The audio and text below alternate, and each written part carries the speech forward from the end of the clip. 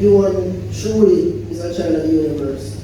In his thoughts, in his actions, in his interactions, in his passions, and within every single fiber of his being. Euhon is my friend.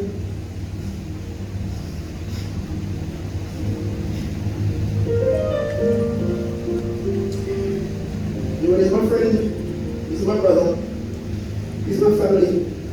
My life was intersected with Euhon's when he entered the gates of our esteemed alma mater, Woolmer's Trust High School for Boys, and more specifically, when he entered the ranks of Woolmer's cadetry later that he was a recruit.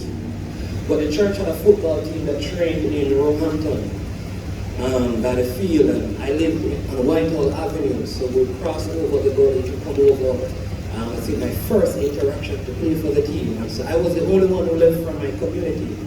And I went over there, and all of these guys were there from one community, and they felt like I should not be on the team.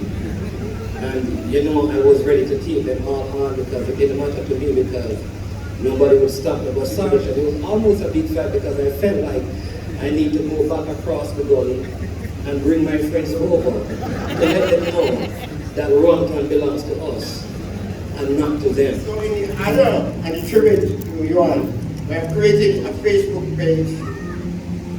It's called Conscious Living Community Jamaica. I'm inviting all members starting here and all of Jamaica, whether local or abroad, for us to come together. Fortunately for the internet, we can do this in our own comfortable space. You don't have to. But let us put our ideas together. Let us discuss this thing about how we can make Jamaica the safest place in the world to live.